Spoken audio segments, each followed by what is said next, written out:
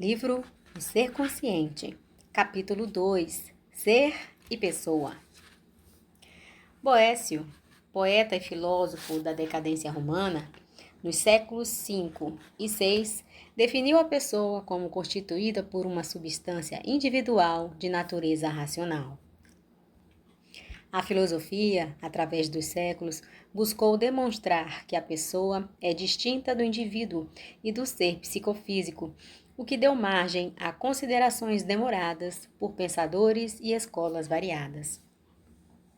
Santo Tomás de Aquino, por exemplo, preferiu seguir o conceito de Boécio, que teve muita influência significativa durante a Idade Média, enquanto Immanuel Kant se apoiou em conteúdos mais profundos quando da análise da pessoa em si mesma.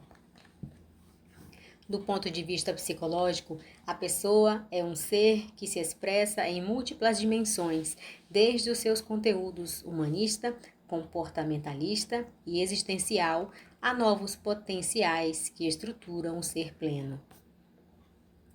A psicologia ocidental, diferindo da oriental, manteve o conceito de pessoa nos limites berço-túmulo, com uma estruturação transitória, enquanto a outra sustenta a ideia de uma realidade transcendente, embora a sua imanência na expressão da forma e relatividade corporal.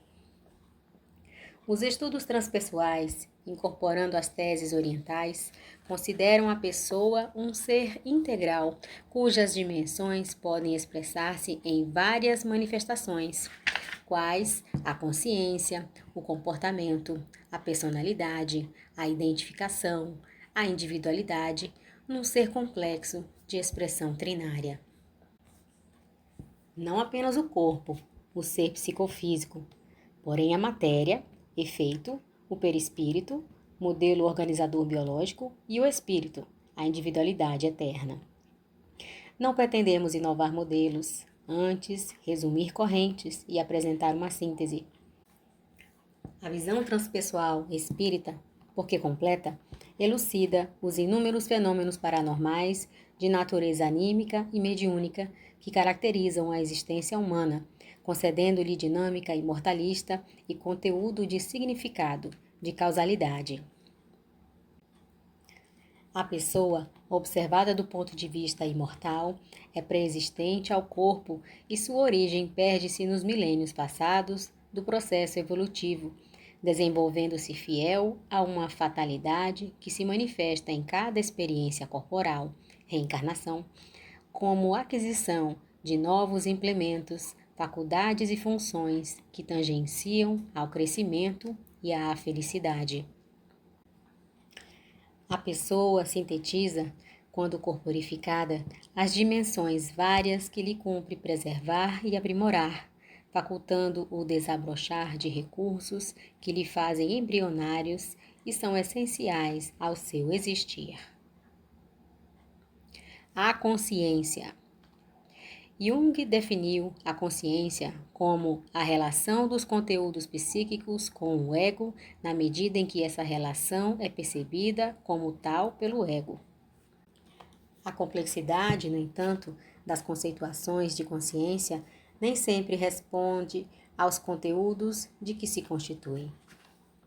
Para entendê-la, é necessário situá-la além dos limites do sono, do sonho, do delírio e estabelecê-la como condição de ótima ou lúcida, na qual os episódios psicóticos cedem lugar à normalidade, ao discernimento, ao equilíbrio gerador de harmonia.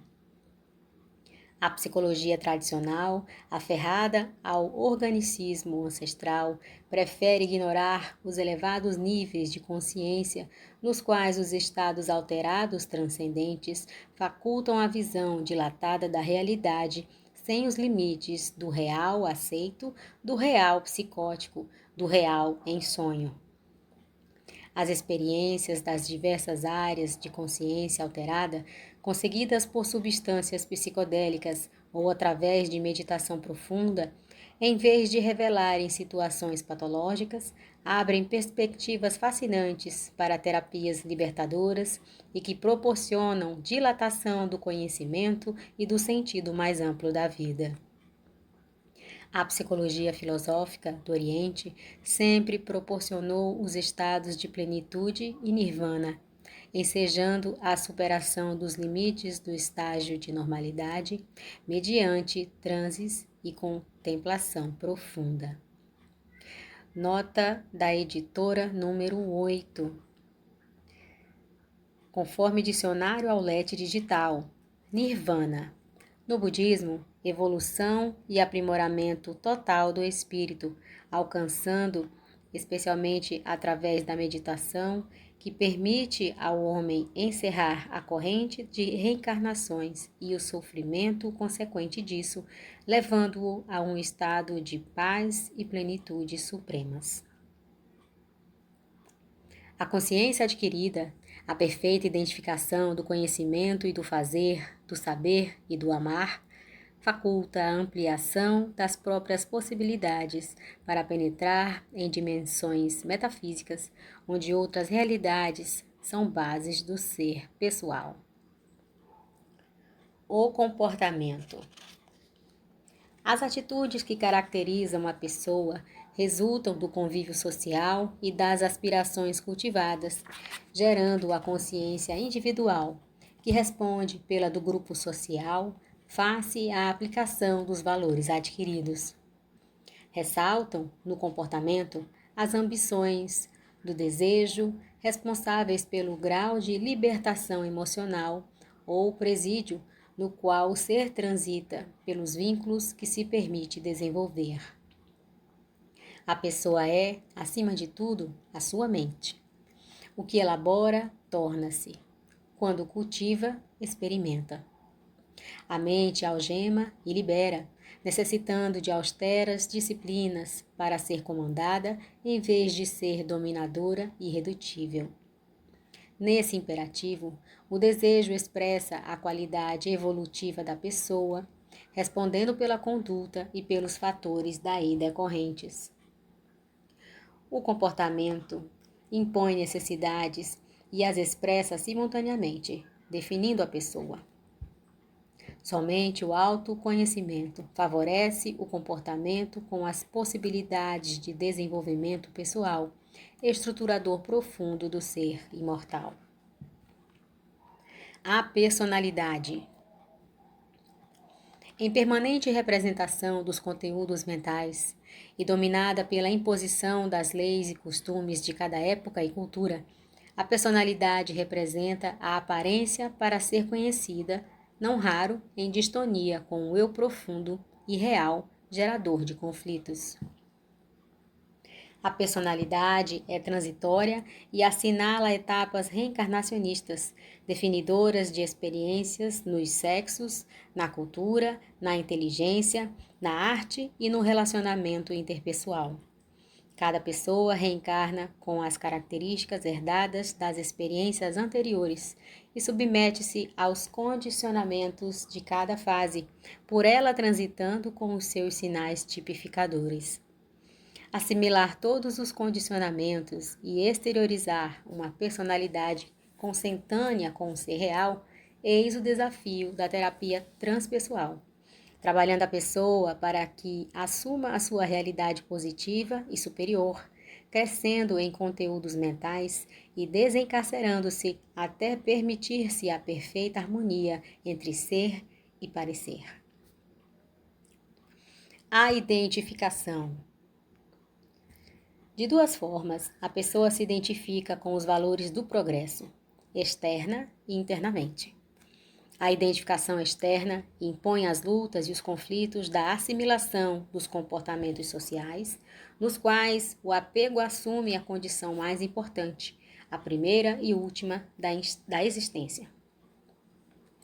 O apego externo, no entanto, é menos danoso do que o interior, responsável pelos vícios e paixões degenerativos que conduzem a patologias dolorosas, cruéis. A identificação assinala o estágio de evolução de cada pessoa, fadada à elevação que, para consegui-la, deve liberar-se daqueles valores, desidentificando-se de hábitos milenários, fixados, alguns, atavicamente, aos painéis do ser, gerando falsas necessidades que se tornam fundamentais, portanto responsáveis pelo sofrimento nas suas várias facetas. A psicologia oriental estabelece na ilusão, na impermanência da vida física, com as quais a pessoa se identifica, algumas preponderantes razões para o sofrimento. A desidentificação induz à conquista de patamares elevados, metafísicos, nos quais o ser se autoencontra e se realiza. A individualidade. Somatório de todas as experiências, a individualidade é o ser pleno e potente que alcançou a autorrealização. Imperecível, a individualidade é o espírito em si mesmo, que reúne as demais dimensões e sabe conscientemente o que fazer, quando fazê-lo e como realizá-lo para ser a pessoa integral, ideal. Enquanto a filosofia informava que a pessoa não é o indivíduo, na visão da psicologia profunda, este, que superou os condicionamentos e comportamentos pessoais de consciência livre, é o ser total, pessoa transitória, individualidade eterna. Fatores de desequilíbrio. A saúde da criatura humana resulta de fatores essenciais que lhe compõem o quadro de bem-estar: equilíbrio mental, harmonia orgânica e ajustamento socioeconômico. Quando um desses elementos deixa de existir, pode-se considerar que a saúde cede lugar à perturbação que afeta qualquer área do conjunto psicofísico. Sendo a criatura humana constituída pela energia que o espírito envia a todos os departamentos materiais e equipamentos nervosos, qualquer distonia que a perturbe abre campo para a irrupção de doenças, a manifestação de distúrbios que levam aos vários desconcertos patológicos conhecidos como enfermidades. Por isso, é possível que uma criatura em processo degenerativo possa aparentar saúde face à ausência momentânea dos sintomas que lhe permitem o registro, a percepção do insucesso.